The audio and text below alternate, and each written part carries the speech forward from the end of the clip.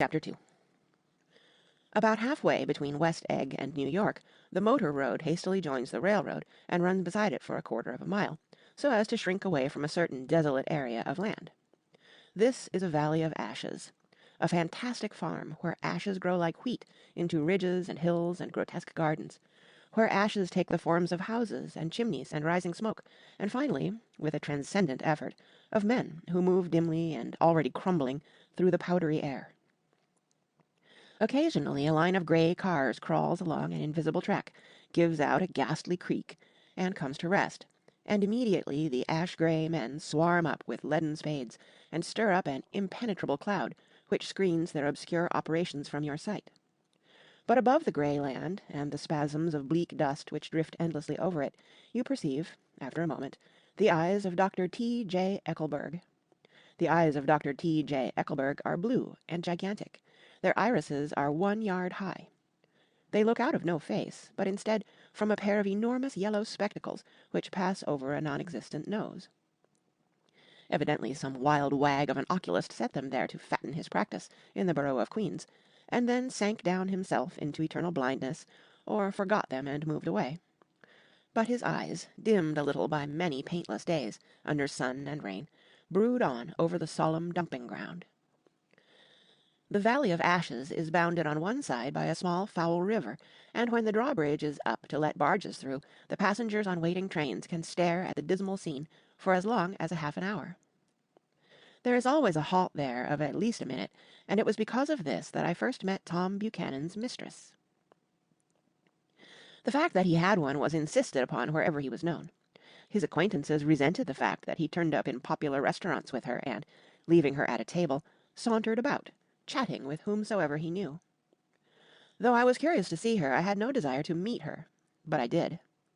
I went up to New York with Tom on the train one afternoon, and when we stopped by the ash heaps, he jumped to his feet and, taking hold of my elbow, literally forced me from the car.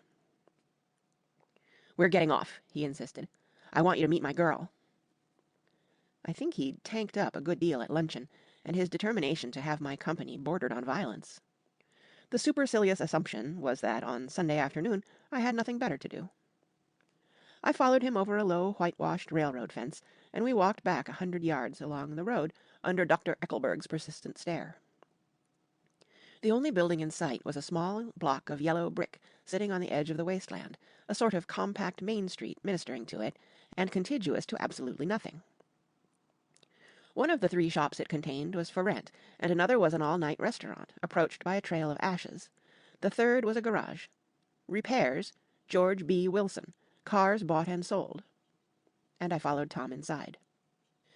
The interior was unprosperous and bare. The only car visible was the dust-covered wreck of a Ford, which crouched in a dim corner. It had occurred to me that this shadow of a garage must be a blind, and that sumptuous and romantic apartments were concealed overhead, when the proprietor himself appeared in the door of an office, wiping his hands on a piece of waste. He was a blond, spiritless man, anemic and faintly handsome. When he saw us, a damp gleam of hope sprang into his light blue eyes. "Hello, Wilson, old man," said Tom, slapping him jovially on the shoulder. "How's business?"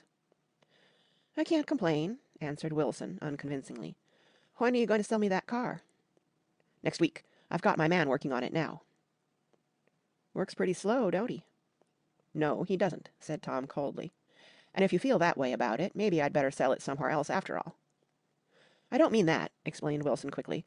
"I just meant—" His voice faded off, and Tom glanced impatiently around the garage. Then I heard footsteps on the stairs, and in a moment the thickish figure of a woman blocked out the light from the office door. She was in the middle 30s, and faintly stout, but she carried her surplus flesh sensuously, as some women can.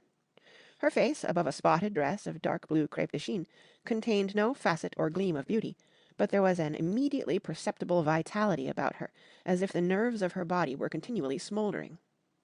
She smiled slowly, and, walking through her husband as if he were a ghost, shook hands with Tom, looking him flush in the eye.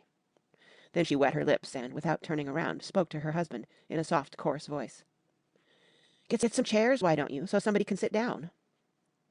"Oh, sure," agreed Wilson hurriedly, and went toward the little office, mingling immediately with the cement color of the walls. A white ashen dust veiled his dark suit and his pale hair as it veiled everything in the vicinity, except his wife, who moved close to Tom. "I want to see you," said Tom intently. "Get on the next train." "All right." "I'll meet you by the newsstand on the lower level." She nodded and moved away from him just as George Wilson emerged with 2 chairs from his office door. We waited for her down the road and out of sight. It was a few days before the 4th of July, and a grey, scrawny Italian child was setting torpedoes in a row along the railroad track. "Terrible place, isn't it?" said Tom, exchanging a frown with Dr. Eckelberg. "Awful." "It does her good to get away." "Doesn't her husband object?" "Wilson? He thinks she goes to see her sister in New York. He's so dumb he doesn't know he's alive." So Tom Buchanan and his girl and I went up together to New York, or not quite together, for Mrs. Wilson sat discreetly in another car. Tom deferred that much to the sensibilities of those East Eggers who might be on the train. She had changed her dress to a brown-figured muslin, which stretched tight over her rather wide hips as Tom helped her to the platform in New York. At the newsstand she bought a copy of Town Tattle and a moving picture magazine, and in the station drugstore some cold cream and a small flask of perfume. Upstairs, in the solemn, echoing drive, she let 4 taxicabs drive away before she selected a new one, lavender-coloured with grey upholstery, and in this we slid out from the mass of the station into the glowing sunshine. But immediately she turned sharply from the window and, leaning forward, tapped on the front glass. "I want to get one of those dogs," she said earnestly. "I want to get one for the apartment. They're nice to have, a dog." We backed up to a grey old man who bore an absurd resemblance to John D. Rockefeller. In a basket swung from his neck cowered a dozen very recent puppies of an indeterminate breed. "What kind are they?" asked Mrs. Wilson eagerly, as he came to the taxi window. "All kinds. What kind you want, lady?" "I'd like to get one of those police dogs. I don't suppose you got that kind." The man peered doubtfully into the basket, plunged in his hand, and drew one up, wriggling by the back of the neck. "That's no police dog," said Tom. "No, it's not exactly a police dog," said the man, with disappointment in his voice. "It's more of an Airedale." He passed his hand over the brown wash-rag of a back. "Look at that coat. Some coat. That's a dog that'll never bother you with catching cold." "I think it's cute," said Mrs. Wilson enthusiastically. "How much is it?" "That dog?" He looked at it admiringly. "That dog will cost you $10." The Airedale— undoubtedly there was an Airedale concerned in it somewhere, though its feet were startlingly white— changed hands and settled down into Mrs. Wilson's lap, where she fondled the weatherproof coat with rapture. "Is it a boy or a girl?" she asked delicately. "That dog? That dog's a boy." "It's a bitch," said Tom decisively. "Here's your money. Go and buy 10 more dogs with it." We drove over to Fifth Avenue, so warm and soft, almost pastoral, on the summer Sunday afternoon that I wouldn't have been surprised to see a great flock of white sheep turn the corner. "Hold on," I said. "I have to leave you here." "No, you don't," interposed Tom quickly. "Myrtle'll be hurt if you don't come up to the apartment, won't you, Myrtle?" "Come on," she urged. "I'll telephone my sister Catherine. She's said to be very beautiful by people who ought to know." "Well, I'd like to, but—" We went on, cutting back again over the park toward the West Hundreds. At 158th Street the cab stopped at one slice in a long white cake of apartment houses. Throwing a regal homecoming glance around the neighborhood, Mrs. Wilson gathered up her dog and her other purchases and went haughtily in. "I'm going to have the McKees come up," she announced as we rose in the elevator. "And of course I got to call up my sister, too." The apartment was on the top floor. A small living room, a small dining room, a small bedroom, and a bath. The living room was crowded to the doors with a set of tapestried furniture entirely too large for it, so that to move about was to stumble continually over scenes of ladies swinging in the gardens of Versailles. The only picture was an over-enlarged photograph, apparently a hen sitting on a blurred rock. Looked at from a distance, however, the hen resolved itself into a bonnet, and the countenance of a stout old lady beamed down into the room. Several old copies of Town Tattle lay on the table, together with a copy of Simon Called Peter, and some of the small scandal magazines of Broadway. Mrs. Wilson was first concerned with the dog. A reluctant elevator boy went for a boxful of straw and some milk, to which he added on his own initiative a tin of large, hard dog biscuits, one of which decomposed apathetically in the saucer of milk all afternoon. Meanwhile, Tom brought out a bottle of whiskey from a locked bureau drawer. I have been drunk just twice in my life, and the second time was that afternoon, so everything that happened has a dim, hazy cast over it, although until after 8 o'clock the apartment was full of cheerful sun. Sitting on Tom's lap, Mrs. Wilson called up several people on the telephone. Then there were no cigarettes, and I went out to buy some at the drugstore on the corner. When I came back, they had disappeared, so I sat down discreetly in the living room and read a chapter of Simon Called Peter. Either it was terrible stuff, or the whiskey distorted things, because it didn't make any sense to me. Just as Tom and Myrtle, after the first drink Mrs. Wilson and I called each other by our first names, reappeared, company commenced to arrive at the apartment door. The sister, Catherine, was a slender, worldly girl of about 30, with a solid, sticky bob of red hair and a complexion powdered milky white. Her eyebrows had been plucked and then drawn on again at a more rakish angle, but the efforts of nature toward the restoration of the old alignment gave a blurred air to her face. When she moved about, there was an incessant clicking as innumerable pottery bracelets jangled up and down upon her arms. She came in with such a proprietary haste and looked around so possessively at the furniture that I wondered if she lived here. But when I asked her, she laughed immoderately, repeated my question aloud, and told me she lived with a girl-friend at a hotel. Mr. McKee was a pale, feminine man from the flat below. He had just shaved, for there was a white spot of lather on his cheekbone, and he was most respectful in his greeting to everyone in the room. He informed me that he was in the artistic game, and I gathered later that he was a photographer, and had made the dim enlargement of Mrs. Wilson's mother, which hovered like an ectoplasm on the wall. His wife was shrill, languid, handsome, and horrible. She told me with pride that her husband had photographed her 127 times since they had been married. Mrs. Wilson had changed her costume some time before, and was now attired in an elaborate afternoon dress of cream-coloured chiffon, which gave out a continual rustle as she swept about the room. With the influence of the dress, her personality had also undergone a change. The intense vitality that had been so remarkable in the garage was converted into impressive hauteur.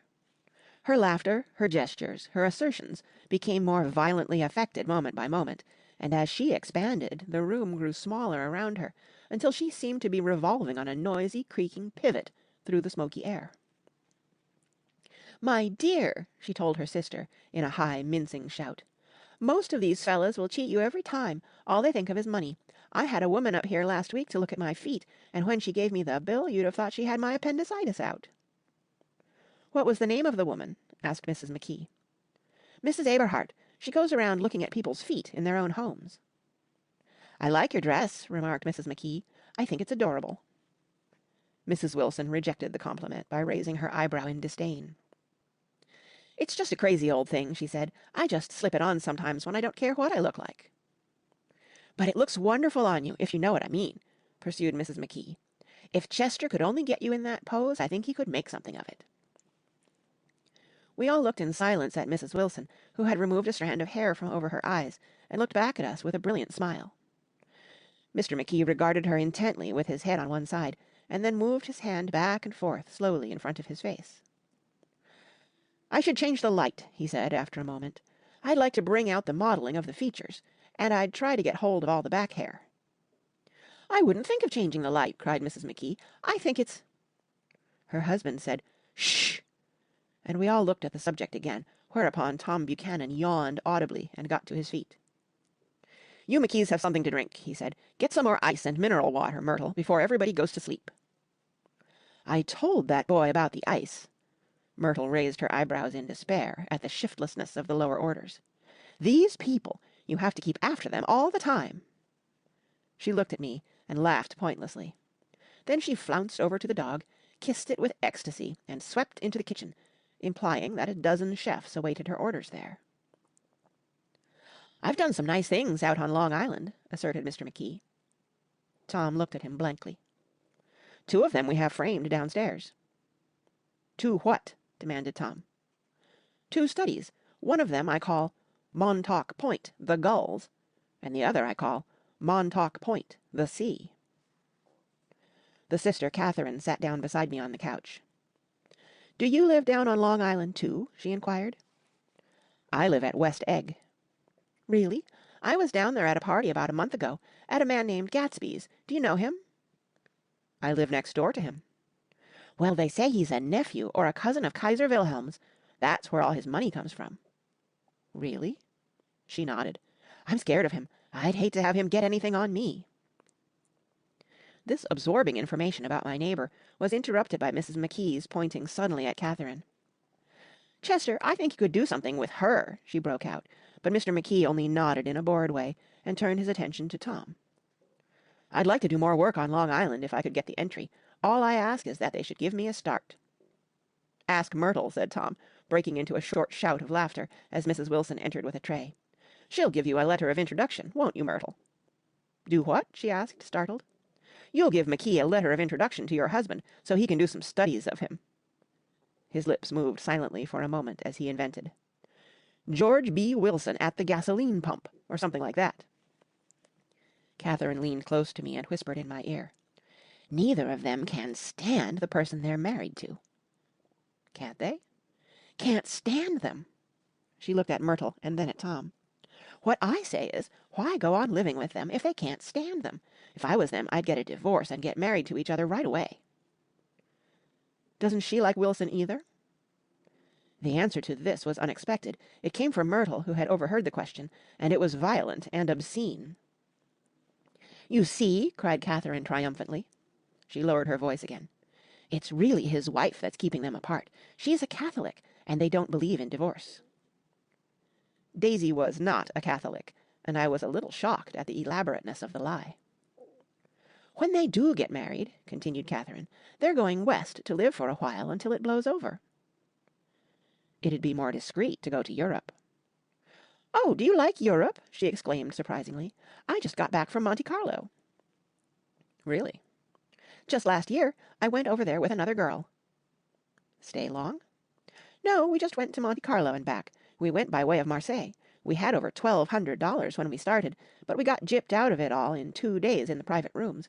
We had an awful time getting back, I can tell you. God, how I hated that town. The late afternoon sky bloomed in the window for a moment, like the blue honey of the Mediterranean. Then the shrill voice of Mrs. McKee called me back into the room. I almost made a mistake, too, she declared vigorously. I almost married a little kike who'd been after me for years. I knew he was below me. Everybody kept saying to me, Lucille, that man's way below you. But if I hadn't met Chester, he'd have got me sure. Yes, but listen, said Myrtle Wilson, nodding her head up and down. At least you didn't marry him. I know I didn't. Well, I married him, said Myrtle ambiguously, and that's the difference between your case and mine. Why did you, Myrtle? Demanded Catherine. Nobody forced you to. Myrtle considered. I married him because I thought he was a gentleman, she said finally. I thought he knew something about breeding, but he wasn't fit to lick my shoe. You were crazy about him for a while, said Catherine. Crazy about him? Cried Myrtle incredulously. Who said I was crazy about him? I never was any more crazy about him than I was about that man there. She pointed suddenly at me, and everyone looked at me accusingly. I tried to show by my expression that I had played no part in her past. The only crazy I was when I married him. I knew right away I made a mistake. He borrowed somebody's best suit to get married in, and never even told me about it, and then the man came after it one day when he was out. Oh, is that your suit? I said. This is the first I ever heard about it. But I gave it to him, and then I lay down and cried to beat the band all afternoon. She really ought to get away from him, resumed Catherine to me. They've been living over that garage for 11 years, and Tom's the first sweetie she ever had. The bottle of whiskey, a second one, was now in constant demand by all present, excepting Catherine, who felt just as good on nothing at all. Tom rang for the janitor and sent him for some celebrated sandwiches, which were a complete supper in themselves.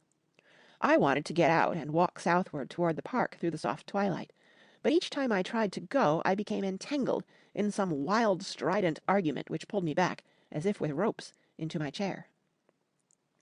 Yet high over the city our line of yellow windows must have contributed their share of human secrecy to the casual watcher in the darkening streets, and I was him, too, looking up and wondering. I was within and without, simultaneously enchanted and repelled by the inexhaustible variety of life. Myrtle pulled her chair close to mine, and suddenly her warm breath poured over me the story of her first meeting with Tom. It was on the two little seats facing each other that are always the last ones left on the train. I was going up to New York to see my sister and spend the night. He had on a dress suit and patent leather shoes, and I couldn't keep my eyes off him, but every time he looked at me I had to pretend to be looking at the advertisement over his head. When we came into the station he was next to me, and his white shirt front pressed against my arm, and so I told him I'd have to call a policeman, but he knew I lied. I was so excited that when I got into a taxi with him, I didn't hardly know I wasn't getting into a subway train. All I kept thinking about over and over was, "You can't live forever, you can't live forever." She turned to Mrs. McKee, and the room rang full of her artificial laughter. "My dear," she cried, "I'm going to give you this dress as soon as I'm through with it. I've got to get another one tomorrow. I'm going to make a list of all the things I've got to get. A massage, and a wave, and a collar for the dog, and one of those cute little ashtrays where you touch a spring, and a wreath with a black silk bow from my mother's grave that'll last all summer. I got to write down a list so I won't forget all the things I got to do." It was 9 o'clock. Almost immediately afterward I looked at my watch and found it was 10. Mr. McKee was asleep on a chair with his fists clenched in his lap, like a photograph of a man of action.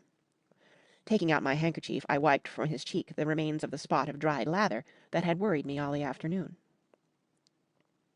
The little dog was sitting on the table looking with blind eyes through the smoke, and from time to time groaning faintly. People disappeared, reappeared, made plans to go somewhere, and then lost each other, searched for each other, found each other a few feet away. Sometime toward midnight Tom Buchanan and Mrs. Wilson stood face to face discussing, in impassioned voices, whether Mrs. Wilson had any right to mention Daisy's name. "Daisy, Daisy, Daisy," shouted Mrs. Wilson. "I'll say it whenever I want to. Daisy, Making a short, deft movement, Tom Buchanan broke her nose with his open hand. Then there were bloody towels upon the bathroom floor, and women's voices scolding, and high over the confusion a long, broken wail of pain. Mr. McKee awoke from his doze and started in a daze toward the door. When he had gone halfway he turned around and stared at the scene. His wife and Catherine scolding and consoling as they stumbled here and there among the crowded furniture with articles of aid, and the despairing figure on the couch bleeding fluently and trying to spread a copy of Town Tattle over the tapestry scenes of Versailles. Then Mr. McKee turned and continued on out the door. Taking my hat from the chandelier, I followed. "Come to lunch some day," he suggested, as we groaned down in the elevator. "Where?" "Anywhere." "Keep your hands off the lever," snapped the elevator boy. "I beg your pardon," said Mr. McKee with dignity. "I didn't know I was touching it." "All right," I agreed. "I'll be glad to." I was standing beside his bed, and he was sitting up between the sheets, clad in his underwear, with a great portfolio in his hands. Beauty and the Beast, Loneliness, Old Grocery Horse, Brooklyn Bridge. Then I was lying half asleep in the cold lower level of the Pennsylvania station, staring at the Morning Tribune, and waiting for the 4 o'clock train. End of Chapter 2. Read by Kara Schallenberg, www.kray.org, on Monday, January 4th, 2021, in Union City, California.